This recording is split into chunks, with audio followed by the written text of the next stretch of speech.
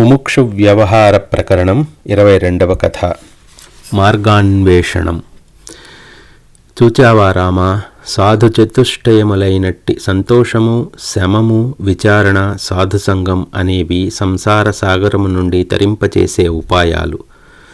సంతోష పరమో లాభ, సత్సంగ పరమాగతి, విచార పరమం జ్ఞానం, శమో హి పరమం సుఖం. సంతోషమే పరమలాభము, సత్సంగమే పరమగతి, విచారణమే పరమజ్ఞానం, శమయే పరమసుఖం. ఈ 4 రకములైన ఉపాయములను అభ్యసించేవారే ఘనీభూతమయ్యున్న ఈ మోహజాలంను జయిస్తున్నారు. వీటిలో ఏ ఒక్కటైనా సర్వశక్తి యుక్తులచే అభ్యసించబడినప్పుడు మిగతా 3 కూడా లభిస్తాయి. అందుచేత రామ, తాత్సారం చేయకుండా ఎంతటికైనా సిద్ధపడి అందులో ఒక్కదానినైనా అభ్యసించాలి. స్వచ్ఛమైన శమము వలన హృదయం నిర్మలమైనప్పుడు అట్టి వాని వద్దకు మిగతా 3 వచ్చి చేరుచున్నాయి. సంతోష, విచార, సాధు సాంగత్యాలు ఉన్న చోట జ్ఞానం రూపుదిద్దుకుంటోంది. సుగుణములన్నీ ఆశ్రయిస్తున్నాయి. విజయలక్ష్మి వరించుచున్నది. ఓ జనులారా, మీరంతా స్వప్రయత్నము అనే పురుషకారం చేత మనస్సును జయించి ఈ 4 ఏ ఒక్కదానినైనా నిరంతరం ప్రయత్నపూర్వకంగా అవలంబించకోరుచున్నాను.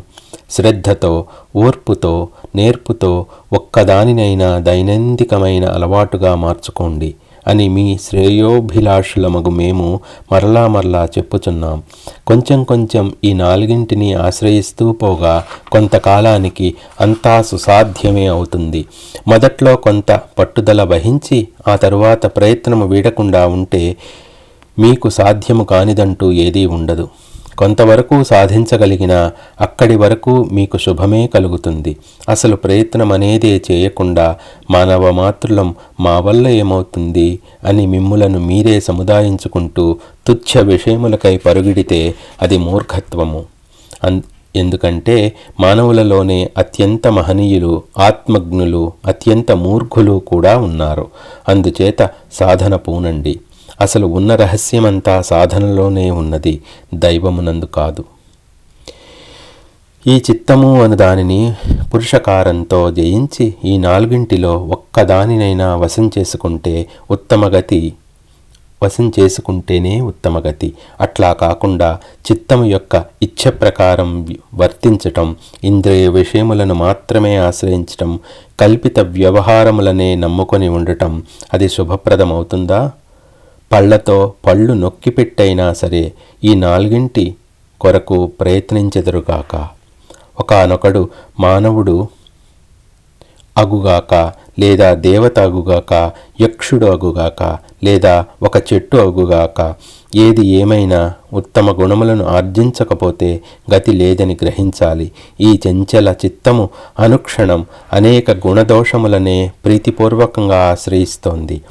ఆ గుణదోషములను మొట్టమొదట జాగ్రత్తగా గుర్తించాలి. అయ్యో, ఈ సాంసారిక జీవులు తమ చిత్తమును ఆశ్రయించు గుణదోషములేమిటో గమనించుటకు కొంచెమైనా ప్రయత్నించకుండా పర్లు దోషములను మాత్రం మహా తెలివితేటలతో ఎంచుచు కాలం వెళ్ళబుచ్చుచున్నారే, ఇది అత్యంత దౌర్భాగ్యకరమైన విషయం. అట్టి మూర్ఘ జనులకు అగుగాక. అయితే స్వచిత్తము యొక్క గుణదోషములు తొలగేదెట్లా? ఈ సుగుణములను ఆశ్రయించుటయే అందుకు ఉపాయం. క్రమక్రమంగా సుగుణములను ఆశ్రయిస్తూ పోగా దోషగుణములు సన్నగిల్లుతాయి. దోషగుణములు వృద్ధి చెందుచున్న కొద్దీ సగుణములు బలహీనపడతాయి అని కూడా గుర్తుపెట్టుకోండి. కనుక రామచంద్ర, నీకు ఏ త్రోవ కావాలో ఈ బాల్యంలోనే నిర్ణయం చేసుకో. చక్కగా విచక్షణ చేయి, మార్గాన్ని అన్వేషించు, అనుసరించు. అంతేగాని దుఃఖిస్తూ కూర్చుంటే నీకు కానీ నీ వలన మరెవరికి కానీ ఎట్టి లాభం ఉండదు. ఈ మనస్సు తన యొక్క వాసనావేగంతో ఎప్పటికప్పుడు జీవుని ముంచెత్తుతోంది. అయితే అట్టి వాసనలు నదికి 2 వైపులా ఉన్నట్టి గట్ల వలె శుభ అశుభ రూపములలో ఉంటున్నాయి. శుభం అనే ఆవలి ఒడ్డుకు చేరుతావా, అశుభమునే ఆశ్రయిస్తూ రోజులు గడుపుతావా, అది నీ ఇష్టం. ప్రయత్నమును బట్టే ప్రయోజనం ఉంటుంది. తాత్సారం చేసే వారికి అనేక జన్మలు గడిచిపోతున్నాయే కానీ నివృత్తి లభించుటలేదు. కాబట్టి రాఘవ, పురుషకారమును ఆశ్రయించు. అప్పుడు అశుభవాసనలు నిన్ను ఏమాత్రం సమీపించలేవు.